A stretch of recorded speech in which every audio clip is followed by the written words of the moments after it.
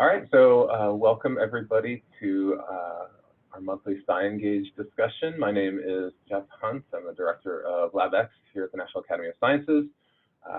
If you haven't joined us before, we do these on a somewhat monthly basis that I co-lead with the team from the Center for Public Engagement at AAAS. And I don't know, do we have any AAAS people on here?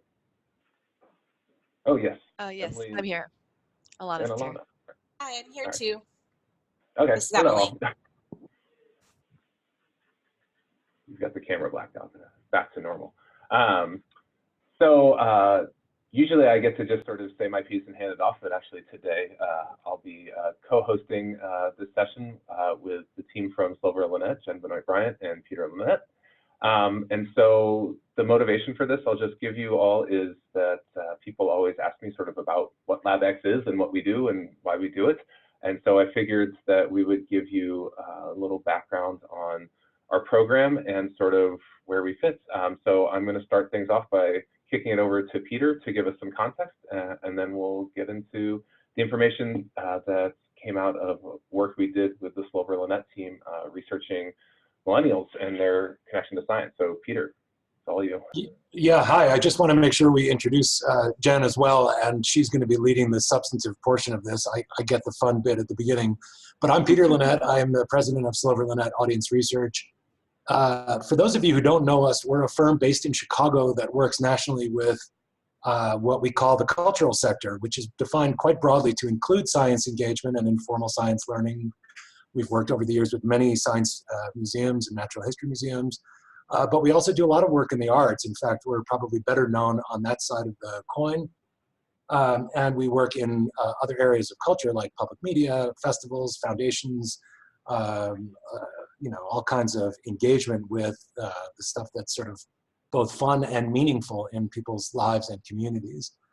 So some of what I'll share today has to do with the context we're seeing, not just in science engagement, but around the cultural field and how people, changes in how people engage, consume, participate, all of that.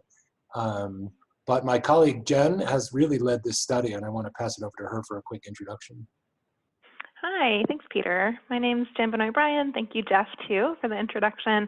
I'm a vice president and co-director of research at Silver Lynette, and I was really delighted by the opportunity to work with Jeff and his team at LabX because they're asking questions not just about engagement for one institution, which can be really interesting and exciting, but questions that we felt like would be relevant to the field more broadly. And we are now having the opportunity to share that out. So it's great to have you all here and to be able to display some of the work that we've done together and open it up for questions. We're really eager to hear from you all too about how this might or might not align with your experiences in your own context. So we have a few poll questions for you later, and then we'd like to really save some time for discussion and look forward to your questions and comments. Great, thanks, Jen. So I'll just, as I said, I'm going to say a few words for like 5 minutes about the context here. I just want to make sure all of you can see the title slide here, Science Out of the Box, and if you have some control about how your window is configured, you may want to make that your largest window. It's more important than our faces for sure, and my face is not visible in any case. So one of the things that you guys know better than almost any other community in the world is how science engagement is changing, and I just wanted to throw up a few images that sort of framed some of the context that was in the minds of people like Jeff at National Academies when creating LabX, but also very much on our minds as researchers. For instance, the shifts from the sort of reverence of a Carl Sagan kind of view of science engagement and public involvement and interest in science to something much more distributed. This is Elise Andrew, as you know, who is the proprietor of the empire called I Fucking Love Science, or IFL Science, on Facebook, with you know, 25 million and counting people who get their daily diet of science in this form, rather than from a sort of institutional top-down kind of highly professionalized practitioner like Sagan. And when you think about what Neil Tyson has done with Star Talk, both in its podcast incarnation and then later as it became a National Geographic series and became little bit more visible and more institutional, for better or worse. You have a kind of format of science that is much less about seriousness and awe and reverence, although it still has some of those elements on occasion, but much more about playfulness. And really in the live events, at least, geared toward millennials, the way LabX is and will be. Or think about the way Nerd Night works and how many cities in the US and elsewhere Nerd Night functions monthly. Here we have a kind of image of a science engagement process that doesn't look formally or overtly like science.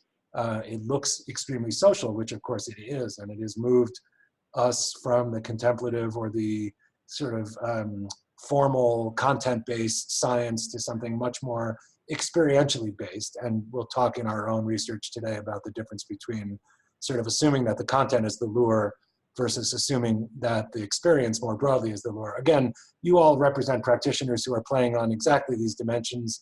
I don't know if anyone from Nerd Night is here, or Guerrilla Science for that matter, but Guerrilla Science has been doing irreverent and sort of edgy takes on science, both in the UK and in the US. Mark, I don't know if you're here, but if you are, feel free to chime in and say something about this. This is Space Yoga, a program of Guerrilla Science that is characteristically kind of psychedelic and fun and highly participatory. So it's moved us from sort of reception of science to something much more active and, in this case, embodied, physically active science. I'm just breezing through these, but another one that's been much on our minds, especially as we think about the difference between providing content in a lecture format versus telling a story, which is something we've heard, museums and other informal science entities talk about for years, telling a story, telling the story. But Story Collider has done it in a way that sort of goes way beyond content narrative with a beginning, middle, and an end. This is Story Collider as a kind of spinoff of The Moth and the personal storytelling tradition, which is curated and coached, but also has the vibe of an open mic and is much more about subjectivity than it is about objective fact. It's about the lived experience of science and being a scientist in some cases. Again, very much about kind of an unscripted personal connection and personal exposure as well. And speaking of Story Collider, the founder, Ben Lilly, founded Caveat, which is a venue that if you haven't been to it on the Lower East Side of Manhattan, do go. It's really an incredible place where a great variety of science and non-science events go on that are, as you see on the left there, very hip and irreverent and fun and created not just sort of for millennials, the way some institutions have been thinking of it, but also, of course, by millennials. There are comedy nights and quiz shows and drinking games and all sorts of edgy stuff. A lot of it has to do with sex and much of it has to do with comedy. Not all of it is, as I say, science related, but it's a place for general sort of upswell of nerdery and learning, but learning in a way that is overtly about fun. One thing I wanted to just sort of end on in this little setup is Radiolab. I find that what they have done with science engagement, and again, it's not always and only just science, but what they've done with engagement has been really quite profound. And as you may know, Robert Krulwich, pictured on the right in this slide from years ago, is now retiring. And the last episode that was posted was Jad interviewing Robert about what they have been up to for the last 17, I think, years, something like that, 20 years. And they said some things to each other that I jotted down here and wanted to share with you as we pivot to LabX and what LabX will be doing. Robert says, I noticed at a certain point that what was really making the show work for the audience was a little bit less what the subjects were, the topics, because I'm not sure that there was a ravenous interest in physics and philosophy and all these things. But when two people are having real fun, it's sort of like a warm fire. People just want to sit next to it. I think that's a beautiful description. And Jad answers, we often talk about play, what we do should be playful. Let's embrace that sense of play and joy on the show. But what's been really inspiring is that you, meaning Robert, you commit to the act of playing in a way that's actually deeply connected to truth. And if you know the show, you can hear me trying to sort of embody the kinds of spontaneity and candor and vulnerability that goes on with them in every show. And finally, Robert says something that I think is sort of a set of watchwords potentially for the really informal science engagement field that we maybe collectively represent today on this call. He says, laughter is such an enormously powerful part of that. It asks you to stay, and it gives you a little courage, really. If you're going to get very serious about something, probably the hardest but most beautiful way to get serious about it is to giggle your way in. It's not the normal way to do it, but if you can, you bring a much bigger group. And key is that people stay a little bit longer. And I know this is sort of preaching to the choir. You guys all use humor and playfulness in your work in various ways, and nobody is a stranger to that notion. But I thought it was a nice moment to say that, you know, among the things that LabX and many young targeted or millennial targeted science engagement efforts are wrestling with is how to do that in an authentic, genuine way and have it be organic to the experience, whether that's an online experience or an in-person live science event. So handed it off to Jeff now to pick up where LabX thinking took us. Yeah, thanks, Peter. So that was sort of an overview of the landscape into which we stepped when LabX was created. LabX evolved here at the National Academies out of, and Peter, you can go back one slide, out of what had been the Koshland Science Museum, which was a museum that started in 2004 here in Washington, D.C. And basically what it did was take the reports that the National Academies produced and turn them into exhibits. So the museum was around for about 12 or 13 years. And then in 2016, 2017, the decision was made to close the museum and start a new program. And that new program became LabX. It didn't have a name at the time. And really the only instruction that we got when starting the program was do something with young adults and do it in a way that you're not confined to a physical space like the museum had been. So that was really the only instruction we got. And as Peter has pointed out, there was already a big landscape of people doing science engagements in this space with these kinds of audiences.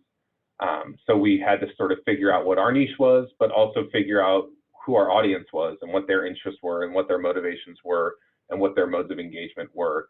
And when we were figuring out what LabX was going to be and who it was going to engage and how it was going to engage, the research we looked at didn't really get too deep into answering those questions. We saw that there was sort of a general interest in science and that there are sort of standard stereotypes about millennials and how they engage, but there really wasn't any research that we could find that did a good job of connecting millennials, their behavior, and science. And so that's where we decided, well, we need to work with a group that really knows how to answer those questions and turn them into information that we can utilize to determine what our programmatic aims are and what our direction is for this program. So that's when we reached out and started working with Slover Lynette to come up with a research study to really try to answer those questions. So that's sort of the background of where LabX came from and how this project came to start. And then I will turn it over to Jen, and she can talk in much more detail, much better than I, about sort of the methodology that was used. And then we'll get into some of the information that we found. So Jen? Great, thanks, Jeff. And I hope Peter and Jeff, you'll both jump in as we keep going, and we welcome questions at any time kind of throughout this. But one of the foundational questions that Jeff brought to us when we started working together was this question of audience and how do we think about whether or not we should subdivide this group of millennials further down and what might be the dimensions along which we do that. So I'd love to start with that kind of question with all of you as well. Hopefully you're not hearing the train that's going by my window. So we have a couple of polls here that should have just popped up on your screen. So two questions for you. The first, thinking about along what dimensions you might be identifying or thinking about target audiences. These are some of the more common ones among organizations we've spoken with: age, geography, some kind of connection or interest or existing knowledge level with science, the way that you might be engaging the particular audiences or other demographics, and then just getting a sense of the scale, how many different kinds of audience segments are you thinking about as you're developing programming or working with audiences? We'll give it a minute for everybody to respond. Jeff, maybe I can have you keep an eye on that and then report back once everybody's clicked in. That would be great. So just to give you a little background on the methodology before we dive into the findings here, we did developed the survey in partnership with and collaboration with LabX and the staff there. It went through IRB approval, given the funding source for the National Academies. And then we partnered with AmeriSpeak, which is a panel out of NORC, to collect a nationally representative sample of millennials. Millennials was the core target audience here, but because there was also interest in sort of slightly younger age groups who might be attending college, we expanded that. So this is kind of a millennial plus age set, which goes from 18 to 37 in the year that we collected the data, which was 2018. You can see here that what the proportion of the respondents look like in terms of income, race, geography, and education. That data was weighted using the census and the American Community Survey to go back to the population. So, these aren't going to look particularly different from, what that group of 18 to 37-year-olds are in terms of population anyway, but just to give you a sense of what that looks like. I know, Jeff, we wanted to mention too that all of this information will be available through an amazing interactive website that Jeff and the team have put together. So don't feel like you need to try to jot things down. Everything will be up there, and we'll share that link with you at the end. And I think we're good on the polling. It seems like we're going to get that's as much as we're going to get for now. Okay. I can't see. Can you see the responses, Jeff? Yes, I can. I will share the results here. Oh, interesting. Okay, so quite a few different ways that people are using as a main method of categorization, but age being the most common. That's so interesting. And then lots of different audience segments that people are targeting. That doesn't surprise me too much. I think we're often asked to do a lot with a little resources, and there are so many different kinds of groups that we want to engage. I'd love to hear more from people about any of these dimensions, but the science, interest, and knowledge one would be particularly interesting to hear about how you think about, what group within that kind of space you're targeting and how you define it. I'd love to hear more about that. Thanks, everybody, for playing along with the poll. It's great to sort of get a sense of the landscape. So moving ahead, a little bit of framing that we wanted to share here about the term science. We talked a lot about whether or not we wanted to define this for respondents, but ultimately decided that given the complexity of this topic, it was probably most important that we wanted instead to let people define it for themselves. So we don't offer a definition of science or of any of the terms in the survey.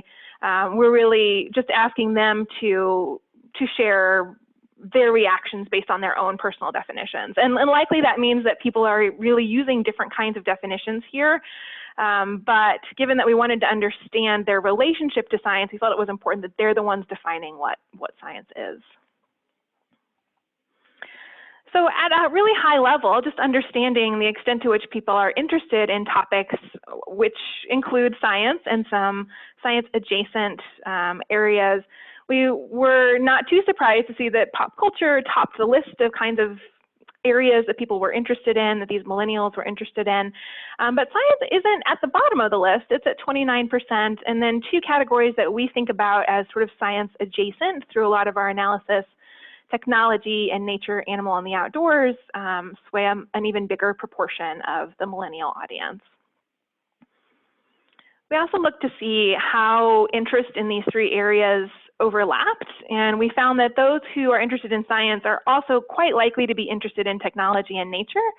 That wasn't as true for the others. So for those interested in technology, it's very common to have an adjacent interest in science, but less commonly to feel connected to nature, interested in nature.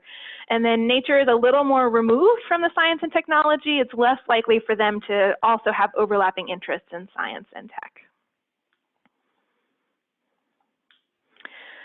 We also asked about a lot of other ways of thinking about relationships to science. So some of these are about perceptions, beliefs, curiosities. Some of them are a little more behavioral based. So we asked about a wide range. We included some that were positively worded, and so the first 5 here are positive statements, and the last 2 are kind of negative statements with respect to science. The negative statements were fairly universally unpopular. It wasn't common for people, regardless of background, to select those, but we are seeing that things like just general interest in how things work and kind of a value, an underlying value of science, a belief that scientific advancements make life better, were by far the most common when offered all of these statements to rate for millennials. So as we were designing the survey, we came into it thinking that it could be really exciting to come up with a kind of overall affinity with science measure. And we expected that explicit interest in science from that first question we talked through, and then kind of the belief, perceptions, behavior items that we looked at secondary would go together into one kind of overall measure. But when we put those all together, we found that while they overlap, they are distinct measures, and we actually reduced kind of the explanatory power of our factor if we included both interest as well as those other kinds of behavioral belief questions. So we ended up kind of deciding that science affinity must be a bit of, a somewhat separate concept to science interest. And we've been thinking about those sort of as explicit or stated interest versus more implicit interest in science. And then we looked to see, based on these affinity levels, we identified a low, medium, and high affinity level that's based on, sorry, I'm gonna pop back up, that's based on these measures of perceptions or relationship to science, all kind of mushed into one. That measure was highly correlated with gender. And I'm sure this isn't going to be a surprise to all of you. And I knew it intellectually that gender and sort of science affinity are probably correlated, but I was still surprised at the degree of this. To go from 63% among those low science affinity group female to just 34% among the high science affinity group was still surprising to me. There we see some scaling of income along this affinity measure. I think the jump is most acute from the low science affinity to the moderate. We see a slightly smaller jump to the high science affinity level, but definitely some significant correlations and differences there. And we see a similar pattern with education level, where the biggest jump for that low science affinity level is between low and moderate rather than between moderate and high. What we didn't find is any correlation between science affinity level, any significant correlation between science affinity level and race and ethnicity in our sample. And that's the last piece of that. Please feel free to jump in with any questions about that affinity score, how we measured it, how we thought about it. I'd be happy to answer those, but we'll go ahead and shift over into some of the other content pieces of the survey for which we use science affinity as one of the splits that we looked at. We also looked at metro versus non-metro area, so you'll see some call outs throughout here where we saw significant differences there. But I have a few slides to share with you about motivations for information seeking and sources of information. So this is the first one, just trying to understand when millennials are looking for information on a topic, what's the underlying reason for it? And we see that becoming better informed, kind of learning and having fun are top priorities. Those really stand apart from the rest of the group here. The learning something I can share with my kids was not particularly common for this 18 to 37-year-old age range, but it was much more common among non-metro areas. 40% of people in those areas selected that, as well as connecting with friends or family. So seeking information in order to connect with kids or connect with friends or family was more important to those groups. I will say too that learning something I can share with my kids was also a more common motivation for those in the low science affinity level to be seeking out information. And then connecting with new people, this connection theme for the non-metro area was more common than metro area, so that one also stood out as slightly different.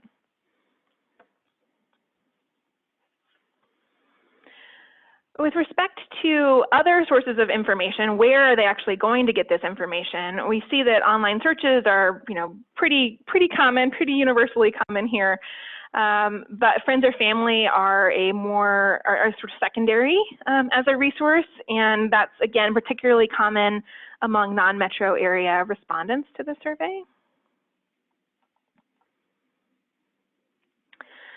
And then just in terms of how people are looking for information online, search engine, not too surprisingly, is the most common. Social media is up there pretty high as well. We've displayed these by affinity level. So you can see that there are some where low science affinity level is much lower than for high science affinity level. And in fact, kind of across the board on these, the sources that people are regularly seeking out information, it's less common for the low science affinity group than the high science affinity group to be using those sources.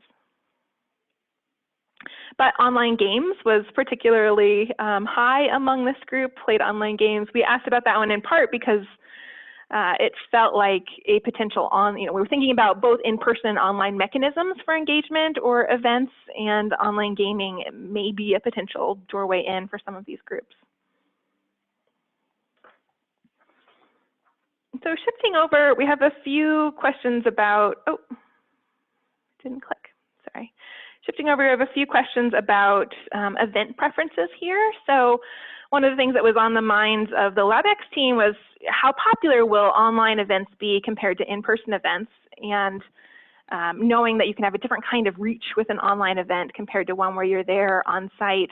We asked pretty explicitly about what are your preferences for online versus in-person events. And you can see that online is the left side of the scale, so either always preferring it or sometimes preferring it, is more common than people who are wanting those in-person events, either usually or all of the time.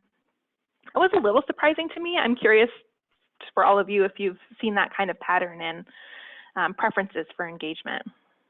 I should also add that the way we asked that question was in terms of learning.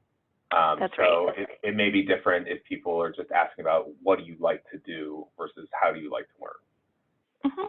Yep, thanks, that's helpful. Great, so we asked about in-person events specifically, about what is most important to them, and having fun was particularly common, wanting to learn something. Again, that theme came up here as well as in seeking out information, but also in just having fun.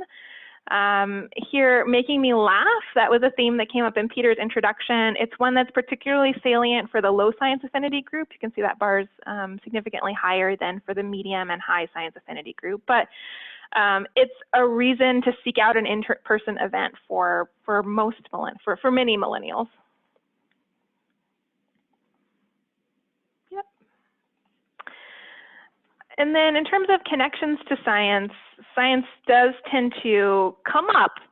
We just asked, when science-related topics come up, what is causing it? And we found that for many, trying to solve a practical problem or having seen something come across their news feed is a trigger for science, but there are a fair number of them who are seeking out scientific topics out of a personal interest. Here we see again that helping my kids with homework projects for non-metro area is higher. It's also higher for the low science affinity group. And then I think we have this split out by affinity level next. Yeah. So some interesting patterns here that, for many of these ways that science comes up, it's less common for the low science affinity groups, which makes sense, with the exception of that helping kids with homework, where it's more common for them compared to those with medium or high science affinity. Sorry, I'm just realizing that there might be comments that I'm not seeing. Jeff, can you help me? Yeah, don't worry about the questions. We'll get back to them at the end. Great, thank you. Thank you for submitting them. And then needing to solve a practical problem or get something done is quite a bit more common among those who have the high science affinity than either medium or low. And of course, personal interest or curiosity, again, that aligns a lot with how we're thinking about science affinity. And so it's not too surprising that that's gonna scale pretty directly here along that dimension.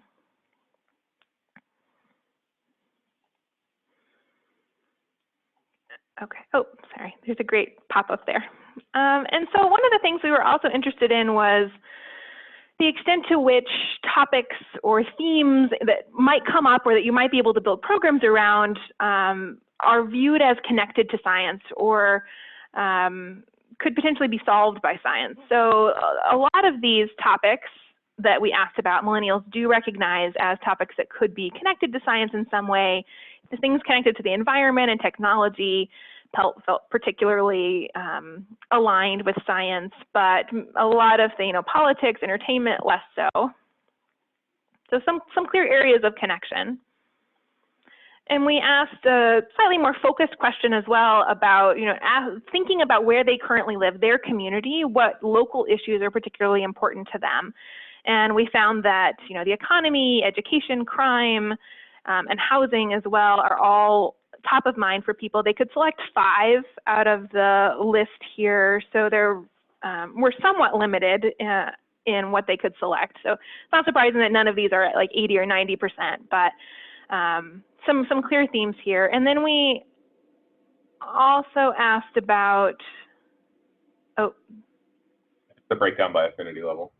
Yes. Oh, thanks. Sorry. I have the old deck printed out in front of me. Yeah, so the extent to which people care about these issues by affinity level. So we can see that there's not huge differences here. Public health is a little more likely to be an issue of concern at the local level for those with low science affinity. Moderate science affinity millennials were more concerned about housing, and then high science affinity individuals were more concerned about infrastructure and environmental threats or impacts. Yeah, public health calling that one out for low science affinity. And then I think the thing that we found to be really striking here is when we looked at the relationship between the things that people are most concerned about and the ones that they view as aligned with science, we found a real mismatch. So we did ask explicitly to what extent do you feel that each issue could potentially be made better through a scientific approach? And that top issue, environmental threats or impacts, at least at the local level, was the issue of least concern, but was the one that they thought was most likely solved through a scientific approach. Whereas the issues that they cared about a lot, crime or violence, jobs in the economy, housing, are all at the bottom of this list in terms of the extent to which they think science can help solve the issues that they care about. So, just from we'll talk a little bit about implications later in more detail, but I think this signals to me that you can program around issues of concern locally, but the connection to science for some of those issues they care about the most isn't going to be immediately clear to them and may take some work to convince them that using that topic area to tie into science may not be a clear connection. Great.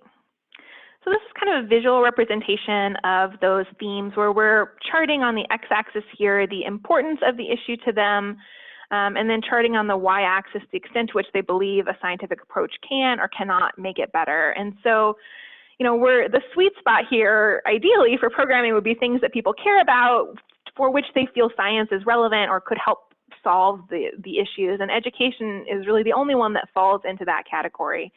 There are, some in the bottom left of this quadrant where people don't think they're particularly important and don't think science can solve them. We don't need to worry about those as much.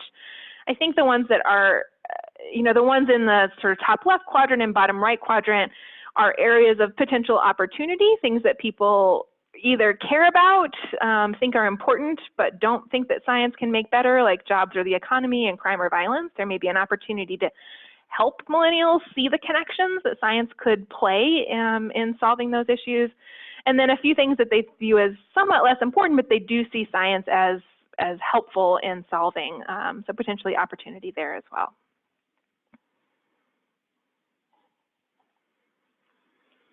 So in terms of a science-related event, we asked some questions later on in the survey after we'd kind of gotten a baseline of their connection to science and the topics that matter to them, and how, generally for events, what's important, and for learning events, what's important. We wanted to understand, how likely would that person be to attend an in-person event or activity that connects to a science kind of topic. And 26% rated their likelihood of attendance as a 6 or a 7. So not huge, but not, a quarter of millennials say that they were very likely to attend. Not surprisingly, that is much higher for those with a high science affinity. 26% of those with high science affinity rated this likelihood a 7. And at the bottom end of the scale, 13% of those with low science affinity rated this a 1, definitely wouldn't go. I will say that from our research with lots of arts and cultural institutions on events, that this question correlates somewhat to actual behavior, but has to be taken with a bit of a grain of salt, that people are eager to tell you that they're likely to attend something. But if you ask a follow-up about, when will you attend or something like that, it generally drops off a bit. So this might be a little bit of a rosier picture than it may actually be in terms of attendance. And then we asked a follow-up about, what would make you check out a science-related event if you heard about something coming up. And interesting and fun really topped the list here. They topped a lot of our lists, fun in particular, for these events. I think fun is interesting too, because there's not much disparity across the different levels of science affinity. That if something looks fun, so even somebody with a low science affinity may be likely to check it out. That can overcome a lot of barriers or potential barriers for interest. Something else to note here, we asked about kind of anxieties about the content being at the right level. So these are a little bit lower on the list, but there's one about if it were designed for people who aren't science people, and you can see for that the low science affinity group bumps up if they knew that was part of the design of an event. But similarly, if it's designed for people who already have some knowledge on the topic, it's not too basic, bumps up for those with high science affinity level. So there may be some cueing that's needed here, or that's helpful here, for people who may be anxious about the level of the content. So depending on if you're targeting a high science affinity group or a low science affinity group, some cueing in terms of communication as well as in terms of the actual program experience would be good. Okay, so I'm going to turn it back over to Jeff. I don't know if you want to do any questions, or you want to just sort of wait till the end. We're close, so I'm happy to wait. I think we should go to the questions, and you can sort of close out of the slides, and then if we need to come back to that to talk about specifics, I think there's some interesting discussion points here. Great. So some of the questions that we have so far are with respect to science affinity. So I'll take Adam's first, because I think that'll be the most straightforward to answer, and then get into the ones from Ariel and Kishore. Jen, the question is sort of, was there any exploration of science affinity compared to personality type? And did we have any sense of the relationship of sort of the common thinking that maybe science interested folks are more introverted, and that's why they would be less likely to attend an in-person event? That's a fascinating question. And it's not one that we got into on the survey. I'm trying to think if there's, the closest thing might be, do you prefer in-person or online? But we didn't ask much about their own preferences for engagement or their own personalities. But I think that would be fascinating to look at and potentially in another study. I agree. This is Peter chiming in to say, I think that's the right way to think about it, though, because like personality, science affinity may be a kind of steady state psychographic category rather than something that one, per the other questions that you guys have been asking, it may not be possible to move people very easily along the science affinity levels. It may be more steady. Yeah, and that sort of gets into the other questions about the ability to sort of move shift this affinity level, move between affinity levels, and sort of if that's a goal. So I don't know if, Peter, you wanted to expand on that at all, or Jen, and then yeah. Jen, you can add, of course, but I feel like, you know, when we do psychographic segmentations, many of our cultural and informal learning clients do tend to see them in that way at first. They say, well, how can we make people sort of more of the familiar, most active segment? Because they want to convert people into sort of, you know, active users of the experience, right? And active learners. But these psychographic segmentations are not best seen that way. And I think the answer to Kishore's question is the opportunity is not shifting along the dimensions of affinity. It is developing differentiated tactics dependent on affinity levels, meaning you have to engage them differently and on different premises, both content and experientially probably.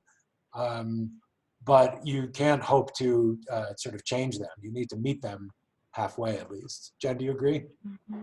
I do, yeah. And I might just scroll up to the questions that went into that science affinity. Just thinking about the extent of intervention that would be required to shift people's opinions about, or people's sense of being intrigued by how things work, it feels, or, you know, their belief that scientific advancements makes my life better. Like, you might be able to move the needle on individual pieces of this a little bit, but at the collective level, I think it's a really big undertaking that would require a level of intervention most programs can't do single-handedly. Maybe at the societal level or at sort of a community level, we're sort of shifting things with this group over time, but that feels like a really big, kind of ambitious kind of thing that maybe not really be possible. And I'll add from our perspective for LabX, with the slide that Jen's showing right here, the one that we're really focusing on is sort of I base my understanding of the world on what I can tell from scientific evidence. And that's really where we're aiming our focus in terms of trying to affect behavior change. And that's the one that we really honed in on, especially focusing, as we're trying to do, on sort of the moderate scientific affinity group, and seeing if we can, as you're suggesting, sort of bump that group up to a higher affinity. And, you know, Jen can give you the info about how all of these are weighted and used, and, you know, if that number were to increase, you know, the 60%, say, how that would change somebody's individual affinity level. And then the other thing to add is that, of course, when we're talking about affinity level for these groups, that's sort of the theoretical concept that we have in mind in terms of who we're aiming at. It's not like people are going to show up for something and sort of, you know, raise their hand and say, oh, hi, I'm a moderate, I'm a low affinity group. So I think that's a challenge for us as well, is, you know, we can design with that target audience in mind, but that is not necessarily going to translate into who our actual audience is and what can actually be accomplished there. Mm-hmm. And Monai, I hope I'm getting the name right, asks, this is a very broad age range. Did you analyze it by smaller age bands? And if so, were there any interesting differences? Jen, I wanted to toss that to you, but yes, we did look at the different age groups, and we have in this, you know, we don't have a big faith in the monolithic nature of, quote, millennials, right? We're using that term as more of a shorthand here. But the sample actually includes folks who are slightly younger, because LabX was interested in the college age. So there are some people who are technically Gen Z. Jen? Yeah, absolutely. It's one of the splits we looked at, along with, you know, income and metro, non-metro, education level. We looked at a lot of these different ways of slicing and dicing the data, and found that age, there were a few places where age mattered, and I'm happy to share with if Jeff is comfortable with it, share some more granular breakdown along age. But it didn't seem to be driving the differences or driving changes in how people were responding for most of the variables. Yeah, and I should add to what Jen said. We have all this data, and it can make your head ache looking at the spreadsheets. But if anybody's interested, we're willing to share that data, and Jen and I can work with you on sort of the format and the structure of what that would look like. I know I've dug into it Jen obviously has dug well into it with the team at Slover Lynette. But there's, as Peter said, a lot of different ways to slice and dice this information. This is what we felt was most useful, and especially for the purpose of LabX, we felt this was the most useful for us. But the reason that we are doing this presentation, the reason we have this website, is we think that this information can be useful to the entire field, and people are going to use it in different ways. Yep, absolutely. We're excited to learn what else you might uncover within the data, because there's, you know, no way we can look at every possible kind of connection. So it's great to have other people interested in it. All right, I'll scroll back down, Jeff, to your slide. Oop. Should I go ahead and all the way down? Sure, you can. I'll just give a brief overview, and then we can get to Kishore's questions. And again, if people have questions, please keep adding them to the chat box. So based on this research, we've started to do a little bit of programming with LabX in the past year, and we have a bunch of stuff coming up in this year. But again, focused on trying a bunch of different ways to engage people in different settings using different formats. And again, aiming at sort of a moderate affinity level group. So a group that is willing to engage, is willing to participate, but maybe not if science is the first thing that's on the banner.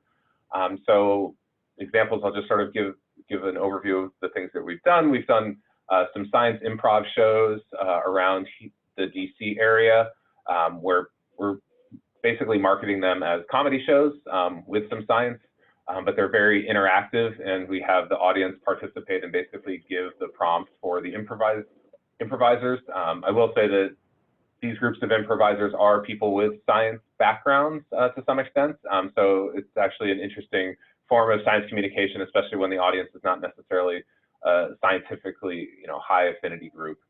On the bottom left, a program that comes from San Diego, from the Fleet Museum, called Two Scientists Walk Into a Bar. It's exactly what it says. We actually just did this last night here in DC, where we stick a couple scientists in a bar, and people can come and ask them questions. It's very informal, it's low key, it's not in your face. It's not as structured as something like a science cafe. They're just sort of standing there, and you can go and talk science or really anything. It also helps like a personal face on science and scientists. The upper right is a game that actually carried over from the Caution Science Museum called Extreme Events, and it's an in-person disaster resilience scenario game. And it's a way to sort of learn about community resilience in the face of natural disasters, but in a gamified format. So that's something that we're also looking to do, is sort of use a game approach, as Jen mentioned, to try to engage with people in different ways. This game is played in person, but again, online games are also obviously very popular. And then the bottom image is from Reddit Ask Me Anything that we did on water safety and water security, drinking water. So those are a panel of experts that we worked with one of the National Research Council boards to convene here in DC, and they're answering questions in real time from people on Reddit. So again, using this online engagement mechanism to try to engage people around science. So that's sort of what we've done, and the kinds of things that we're planning to do with LabX based on this research that we got from Slover Lynette, and hope to just continue learning by doing, sort of adding to the very sort of structured survey that we developed, and adding on top of that experiential learning.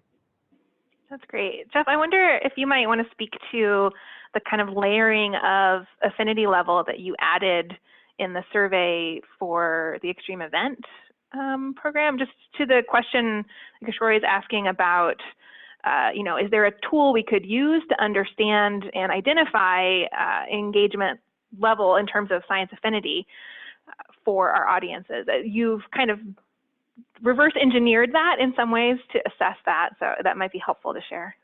Yeah, we've tried. So what Jen's talking about with the extreme event game, it's been running for about 4 or 5 years now. And so last year we conducted a large-scale evaluation of the impact the game's had on those who have participated over the years.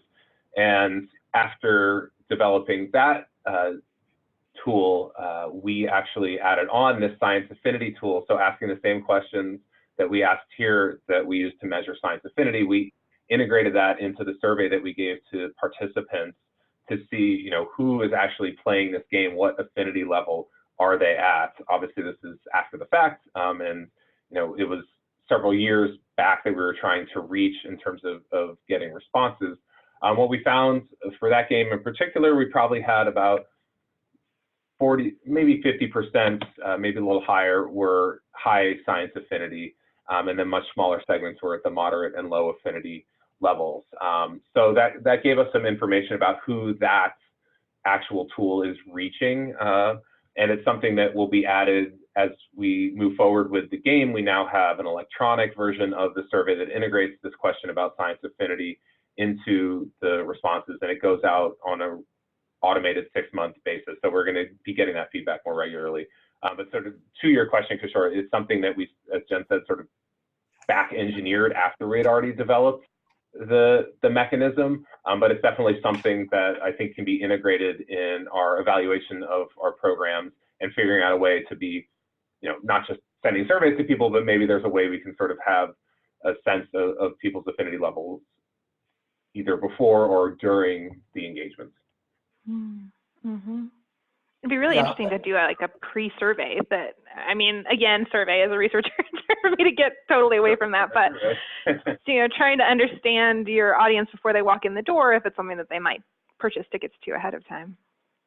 Yeah, I want to amplify that. Kishore, it's a great idea, and there have been similar tools in other areas of the cultural and arts sectors.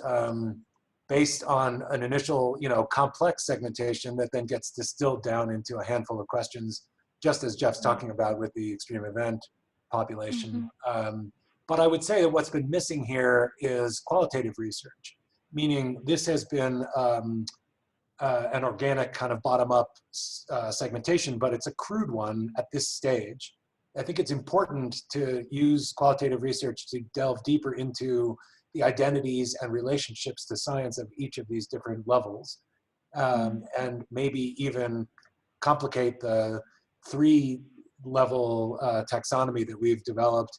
So I think it needs some additional primary research, including perhaps another round of surveying on populations that may include, as you're saying here in your question, actual program participants, not just survey respondents devoid of or dissociated from participation in the population. Yeah. Lots of interesting opportunities for research. I think the idea of understanding to what extent is this a fixed dimension of people and to what extent can it be shifted is also one that would be fascinating to look into in more detail. And that would be an opportunity to add the question earlier from, was it Adam? Sorry, about personality type. I really wish that every panel survey respondent had their Myers-Briggs kind of profile attached to their answers, because I agree with you, these questions are pretty fundamental about who we are, what our identities are, how we engage with the world, not just with this area of content. Do we have any other questions? If we do, last chance to type them up. I will just mention that Jen and I will be presenting about this topic at the AAAS meeting next week during the Communicating Science seminar. And it won't be the same. We won't just be rehashing the same data, but we'll actually get into some of these questions that we've talked about here and trying to figure out sort of collectively, is there a way to move forward to use this information more broadly, and what other kinds of questions could we generate? How could we answer some of these questions? So it'll be a more interactive session. So if you're coming to AAAS, we'd love to see you at our session. Yeah, absolutely. And thanks for all the great questions and discussion.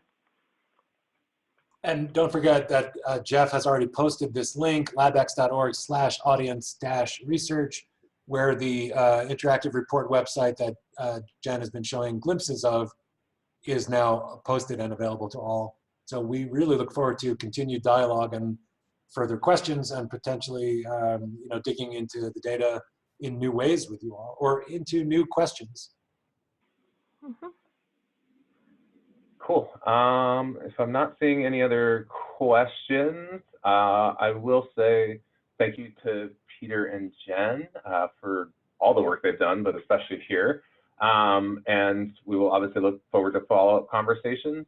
Our next SciEngage discussion is on March 6th, and we will be hearing from Kiki Sanford and Ali Coffin about the Science Talk conference. And I promised Kiki I'd give her a minute to talk about that conference. So Kiki, now's your chance to plug away. Plug, plug, plug. I'm plugging in. Yeah. Hello, everybody. What was that? I was just saying Jen could turn the slides off. Oh, yeah. So I just wanted to say I hope to be able to talk with everyone next week. But in the meantime, not next week, next month, but in the meantime, our registration is open for Science Talk. The conference is March 26th and 27th in Portland, Oregon. If you have not yet checked out our lineup, we have a very exciting array of workshops and presentations and keynote speakers, along with an entire science week of activities. We are taking the engagement aspect to heart and trying to not just have a conference for science communicators, but also put that into practice during the week by trying to bring the public into a few events. The public, quote unquote, yes.